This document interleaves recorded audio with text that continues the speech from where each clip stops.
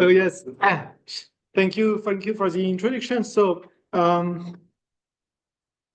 today I will present a bit the work that we have done on darknet traffic. So it's more a kind of a retrospective story about 10 years of research, even a bit more.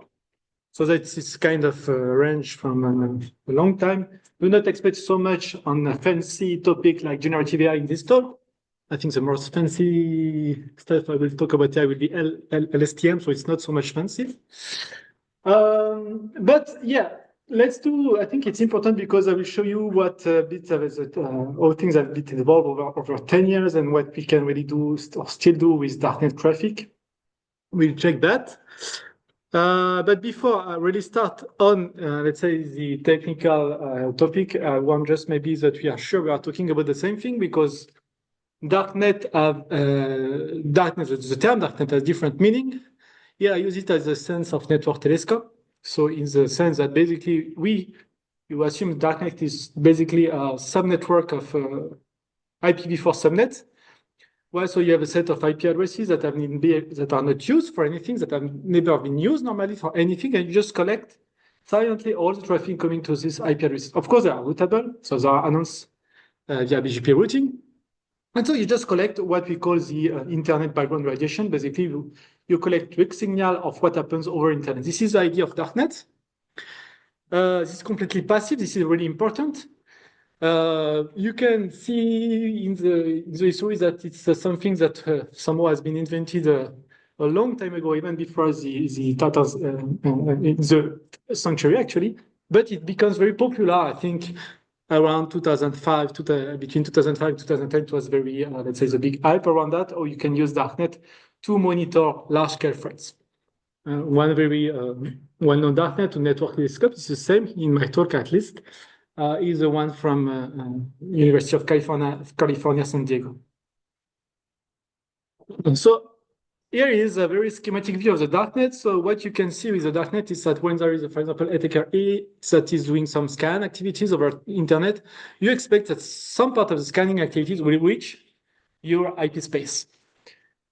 Some type of, it's not very frequent, and it's almost never happened, is that you have an attacker B that has a targeted attack and will reach your darknet. This is very infrequent because most of the time it's more, let's say, large-scale activities like probing and scanning, denial of service attacks that we can see in this type of monitoring infrastructure. Attacker C basically just reflect. You see, it's just with a reflection attack. So basically, it spoofs your IP addresses, and then the victim responds to your own IP addresses. This is another sort of thing of very well-known things that you can see with Darknet. And sometimes really we have some legitimate traffic that is due to some error or misconfiguration and so on. Okay, this is just to set a bit more the context. In all the talk and all presentation, what I will use is the darknet that we have used at Inria, which is a /20 subnetworks, which is basically what we call the resolution. I mean, the smaller the prefix, the better, because you can really monitor a larger part of the internet. We had a cooperation, I think it's still running in Inria and ICT team, even if I'm not so much involved at Inria now. What is important in terms of statistics, okay, we have big number, but here this number is TCP, so we mostly on TCP traffic. So now consider that all my talk will be focused on TCP traffic on darknet. I will not look into the other type of traffic. So what you can do with darknet, what has been done, so not only our work, but in general, if you look at the literature, we look, for example, at general statistics. What are the most targeted ports in the darknet? What that tell you? It tells you that usually what are the attackers looking for? It's a surprise, but yes, SSH, Telnet are very well targeted. So when you see that, you say, okay, something that everybody knows. So what is really useful to have a darknet for that? Then you can also see that, for example, it was the case. When we look at Mirai botnet, you can also see that we can really observe the scanning activity of Mirai botnet and all these IoT devices, or a camera, I would say, as it was presented, but it was more IoT device in general. And you can, of course, see this kind of weak signal, okay, because when they start probing, when the malware start probing and start propagating, it will probe more, and so you see in the darknet. Okay, that's good, but okay, so so what? So you observe things that others have already observed. Okay, most of the time you observe that after you know the attack, because, for example, somebody reported the attack. I will say most of the time you have big operators that say, okay, there is a running DDoS attack on my network. There is strange pattern activities in this let's say big backbone network or whatever. And then, yeah, okay, let's see if it's in Darknet. Okay, so that's good for research, that's good for doing some study, but you don't really observe something very different than others. And it's always after. And this is why I was asking the question, is it still valuable to have a Darknet, observe traffic in the Darknet, rather than just reproducing that others can see in their network? But before that, let's talk about what is in Darknet, because I see normally you see mostly abnormal traffic. This was the idea when they were, let's say, designed initially, because normally nobody will send packets to your IP addresses if they are not interested to contact you. And so most of the time it was more, let's say, scanning activities, I would say. And at the beginning, yes, scanning activity was malicious activity. But if you consider today, when I say today, it's already 10 years ago, I think scanning, probing activities are not anymore considered as malicious. Part of these are malicious, but researchers are also scanning internet every day. A company, also cybersecurity company, are doing the same. So yes, you should see people scanning the Darknet. Okay, this is normal today. We should not so much be afraid of that. And this is a problem, because now, probably in all these probing activities, there is something relevant. Maybe there is an attacker that's trying to find really some, let's say, targets over all internet and specific services. But it's hard to find that, because it's mixed with all, let's say, this normal, let's say, I would say, non-aggressive, malicious traffic, or whatever you want to call that. And this is a problem. When they have been designed, okay, we are pretty sure that not almost 100%, but a large portion of the traffic was really related to the attackers. Today, it's not the case. So we have to dig more into details and see if we can really extract something valuable. So now go back. Let's go now to some of the work we have done in keeping in mind that problem. And we go back to the port scanning or port scan problem. So as I said before, you can look at what are the most targeted port, but you can also, I think, ask any, for example, AI, Gen AI, ChatGPT, or whatever, what are the most targeted port of the time? Even without data, I'm pretty sure they will tell you telnet, SSH, and so on. Okay? And it's not so really useful. But can we do something more, let's say, better, try to understand what is, for example, the more, let's say, smart strategy of an attacker that is looking for potential victims or victim host over internet. So what has been done, what we have done in general in literature, you try to group, okay? You are not looking at simply the volume of packets per port or whatever. You try to group the different, let's say, flows. In our case, it's mostly one packet a flow because we are passive. And we try to group that according to different criteria. For example, you can look at the same IP addresses. What are the different ports they are targeting? What are the different ports are targeting at the same time or in the close time? And then you try to see from that if there is something that is semantically meaningful. And you should avoid using some manual semantics, like saying, okay, maybe there is a port related to web, some port related to remote services, remote terminal services, but we should avoid do that manually. You can try, but of course, this is very time consuming, and you will end up with some limitations that when it's manual, then it's limited. So what we have done, something very, let's say, straightforward, just you create sequence of scanning. So you take, you see IP addresses scanning your Darknet, and you look at the different ports they scan during time. So sometimes it can be sequential, not very interesting, because when you scan every port sequentially, it's not very interesting. Sometimes you can see, for example, here it's more related to web. For example, that here there's something more interesting because it's looking for a specific service related to web. And it's exactly what we wanted to see. If there is we assume and we expect that, not all attackers are dummy and some of them are just looking for SSH or telnet. Some of them are just doing, like, when they see an IP address, do some probes the first port, the first 1,000 port or whatever.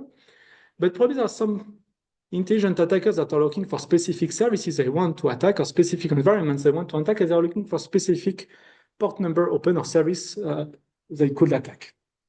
It's what we try to do here. So from this sequence, we compress all the sequence into what we call port scan graph.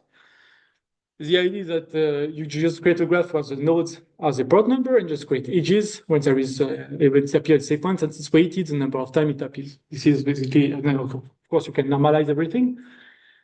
But here the good thing is that first of all you compress sequences, so it's compact model. We wanted to avoid DDoS attack because you're just attacking normal packets, so we remove that easily because if it's just on the same port, does not change anything in the model. And also because we have a multiple address in Darknet, even if you have some kind of distributed scan and we see some part of the scan here, and if there is a single overlap, it will appear in the graph model as a consecutive, as sequentially as in other paths. So I think it's good for that because basically you represent all this successive scan to the graph model and you end up with this type of representation. And when you have a graph, you can ask a lot of questions and when you graph analysis. Regular one is, for example, what is the most central? So you can use centrality measure to know what are the most, let's say, targeted port with others. But here I will mostly focus on the second one. You try to find out basically the community in this graph, which means we are looking for the ports that will be scanned or will be probed by an attacker jointly together. Okay. This will allow us basically to try to discover if there is some a meaningful relation between the target of an attacker. Okay, we use one, let's say, community algorithm, just try to extract community within a graph. There are others. We could have tested others, so we tested others, but here just briefly present what we have. So what you expect in theory, something like that, very well separated. What you obtain, of course, is what I showed you before. But still, when you apply this algorithm, what you see in different colors are the different communities that have been identified. Of course, not all of them. I mean, the one in color are meaningful. Not all of them are meaningful. As I said before, you may see some vertical scanning. Here, I just extract what can be interesting. And yeah, we can validate the hypothesis that within these clusters are clearly some strategies that we can see. Sometimes it's mixed, so we are not sure they are part of the same, let's say, probing strategy, but at least we can see there is some, let's say, intelligence of smart strategy behind. So attackers are not always doing some, let's say, dummy attack to all, let's say, ports or specific port. You can say sometimes you can see in community that databases, services are targeted. Interesting is this one. We see attackers targeting medical equipment. So when I say targeting, it's just probing here because we are Darknet, they are not really attacking, but it means that maybe there is some attackers looking to for victims in this type of initial service. And also all those that are looking more for Cisco equipment, so network Cisco equipment, because an assumption that if they found this type of equipment, that they might try, or services, they might try to attack Cisco equipment within the network, which have an higher path that targeting the end host. So good, we validate that. So we expect that because we assume that attackers are not all dummy. And then the question, okay, so now we have strategy, what we can do with that? And we say, okay, can we reuse this knowledge? Let's try to reverse a bit the strategy of the attackers. So just think about a very simple use case that is port blocking. So for example, when you see an attacker that is probing one port in your network, and if you know what will be the next port that you probe, you may try to reinforce your security of the service running on this port, okay? Simple case that just add a firewall that, okay, you will block this port in the port, even if temporarily you will block your other services until the attacker somehow has left your network. So for that, let's do what I call some reverse engineering of the port selection algorithm of the attackers. So we know that they will have a strategy. So if I know that, no, I've seen my attacker attacking port A, with what I told you before, we can maybe infer what will be the next port that is we try to reach or probe and then reach for attacking port B and C and so on. And it's interesting because we try to transfer what we can learn from the Darknet towards another environment. So how we do that, of course, we avoid numerical comparison between ports, so it's completely meaningless. But we could have done one hot encoding or predefined groups of ports, I mean, grouping port together. But of course, what I could have guessed is that we will use what I've told you before. We can create the same type of graph model as before. So we have basically the sequences that are aggregated. We can see this community, but the simple thing here is just calculate distances between port numbers based on the shortest path in such a graph. Looks very simple. Of course, we do some cleaning, we do some normalization, and so and so. But now we have a metric that we tell you that this port number, between this port number and this port number, there is a distance of that value. And of course, it will give you more insight about the some of the semantic of the service that run behind. For example, if it's usually you end up with, for example, web services that are more closer to this one. It's what I told to you before. You can do manually that, but you cannot catch everything. No, we can catch it automatically. And then we have a distance. Ideally, we could go for port number embeddings. So today, people like embeddings. We could use this type of approach to create embedding. We tried to do at that time. Was not so successful. Maybe we should retry and so. But with distance, we just try to see if the distance itself is a good metric. And we use a simple algorithm because we want really to test the veracity of the distance. If an attacker scans a port at the time 0, port A at time 0, we just block the 3 closest port within the next 15 seconds. And you apply that on real data sets, that is labeled.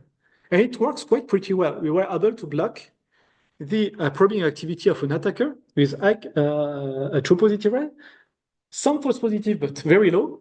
And usefulness, you can interpret that as the number of times you had a wall, you power wall, it will be used.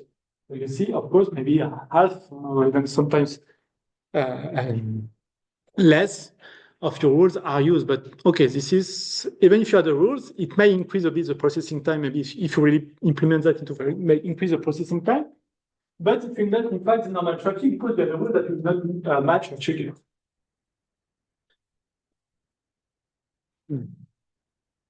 So yes, so we have been able to use Darknet beyond just observation. We use what you observe, we try to apply in other environments. So there is some value in the Darknet data.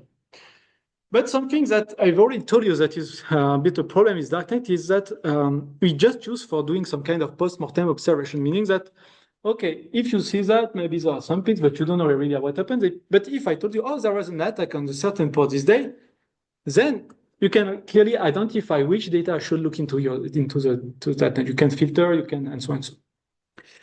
And this is good because now you can see here, everybody will see there is something happening here. That is a date I don't remember, but I think I will have in the slide. And basically, this attack against Deutsche Telekom in 2016, and we observed in Darknet, and we observed one day before. So somehow it means that with Darknet data, we should anticipate the attack, at least the official news from Deutsche Telekom. We could have seen before they released their news about the attack.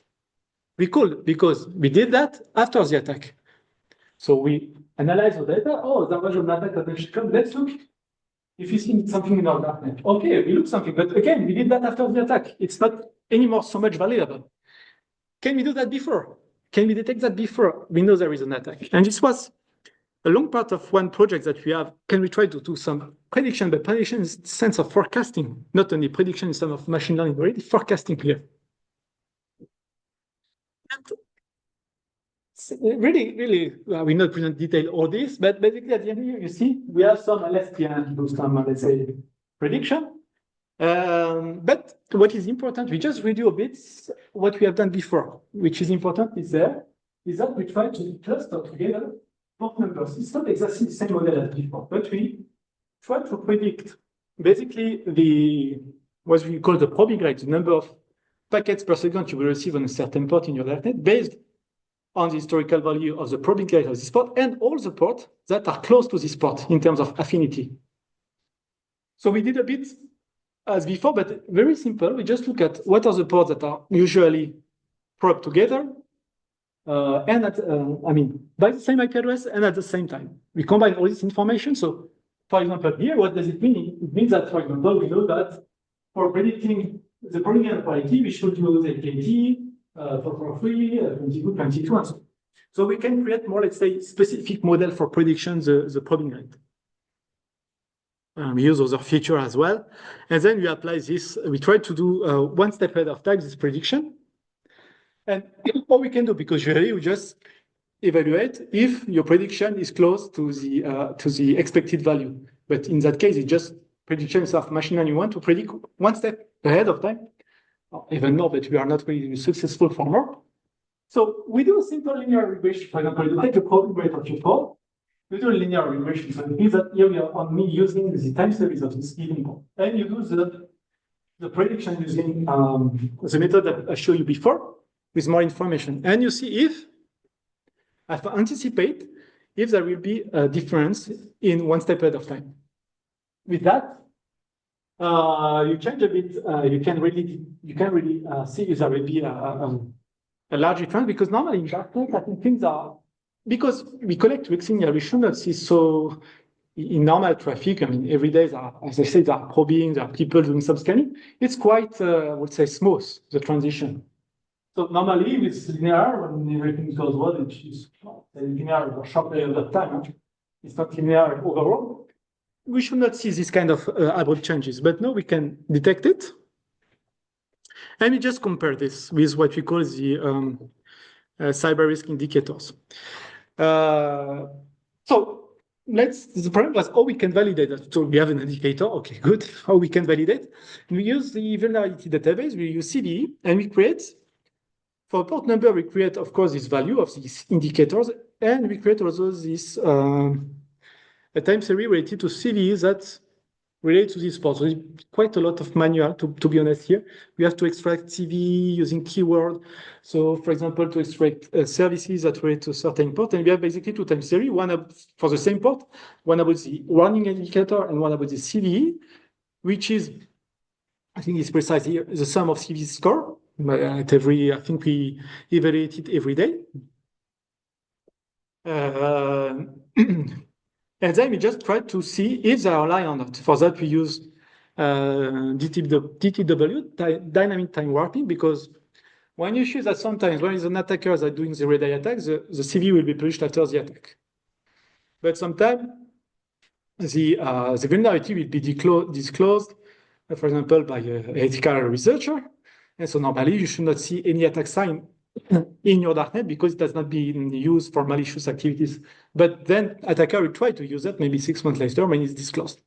So sometimes what I want to say here is that sometimes you will see that the exploitation of vulnerability can be before it is disclosed. Bad case, because it means that an attacker has seen your vulnerability before it has been officially found. And sometimes after. That's why we use DTW, because we don't know exactly how to align. And I would go fast here into result, but yes, it goes quite a good result when you compare with simple indicators. Maybe what is more interesting to look into this, it's normalized, but basically you see that there is a strong alignment between for example, the probing rate of Darknet, which is by row, and this quality time series on CV. So that's why you have mostly zero on the general. We normalize it. So that's why you have mostly zero, meaning that we are aligned well with the port number, except for one case, I think, which is over here. You see, it's not always zero. Because it means in that case, it's not does not very well align. But in most of the case, our indicator aligns well with the publication of CV related to the port. So we are it somehow shows that we can't make relation between one Darknet and the publication of CV. So in conclusion, can we learn something? Yes, I think you can expect that at the beginning. Otherwise, I will not talk to you about half an hour about that. What I've been done a lot in Darknet, as we did, and others have done, is try to observe things. But as I said before, we always observe things post-mortem or after the attack occurs. I've never seen somebody tell me, oh, yes, we have detected there is a new threat on the internet because we have seen that in the Darknet. It's always the other way around. There was this threat. Oh, yes, we have seen that in our Darknet. That's why we think that at that time when we did this research, 10 years ago, starting this research, we tried to more use the knowledge from Darknet into other problems. So I saw you with this distance metric, but also trying to predict things or forecasting things. Trends, future works, so it's not from my future works, and it's just generalized literature. What you can see today, I think it's the second point that is the most important here, is that people realize that just passively collecting traffic is not enough. You have to interact a bit with the packets. So I try to have Darknet a bit more, let's say, active, at least responding to the first packet, first three packet to still have some more information. And also try to combine that. For example, when you start to interact and you see there is something interesting to see here, just redirect the traffic to honeypot or something else.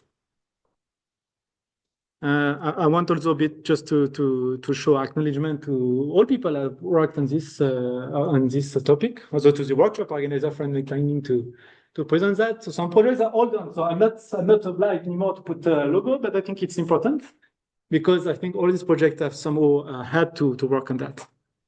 And the high security lab in Nancy, which was very, very helpful for that.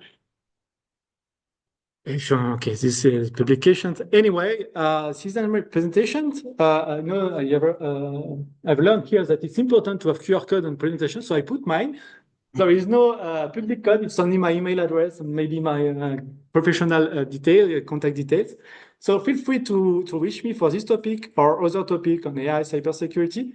Just to let you know that we are people, PhD student, postdoc. So people who are interested in sabbatical leave somewhere in Luxembourg, you can also reach me for that.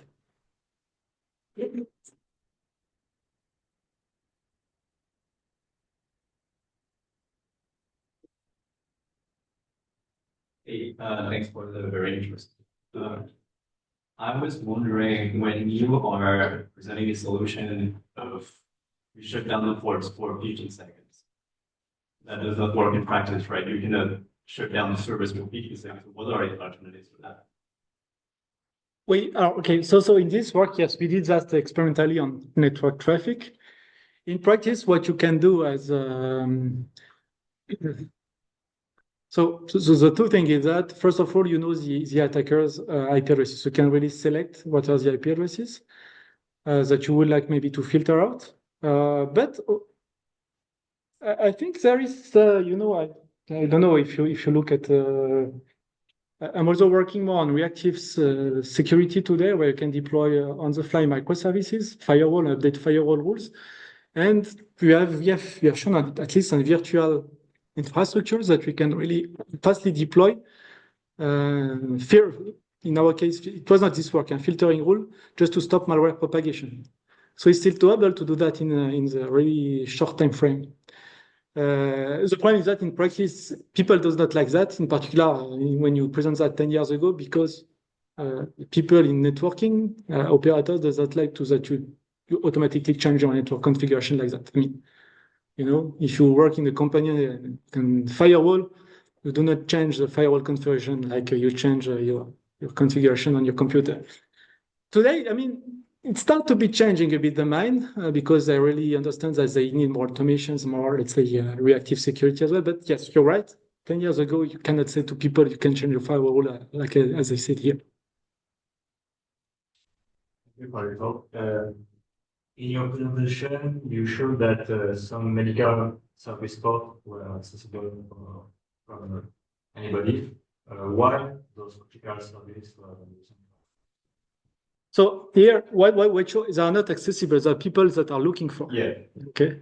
Whether accessible, if you look a bit at what also the older literature, there are clearly some attackers that were probably attacking this type of equipment because it's not only specific to medical equipment, but also to, for example, I've experienced that in my, I didn't register example, but 15 years ago when you have all the air conditioned service.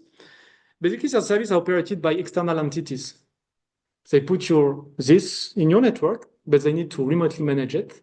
And yeah, if you go back a bit, 10 years ago, they don't really care about security. So you have these services provided by external service or partners, partners or third-party services that are here. And it was the same in the hospital because hospital does not manage this equipment. They rely on Siemens or whatever. They have their own teams that manage the system for them remotely. I mean, in many big entities, basically all this type of very specific equipment, you just externalize. So, and that's just opens the door to attacks.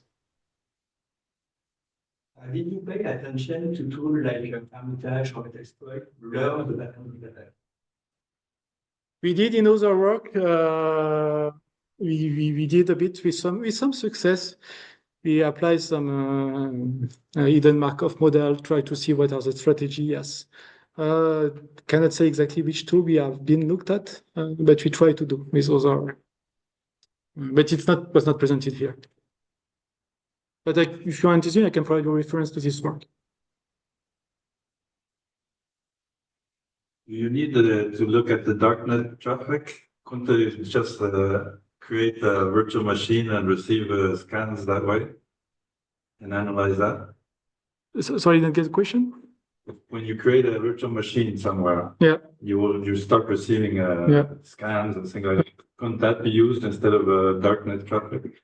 I think the idea of Darknet was to have a large portion of the network.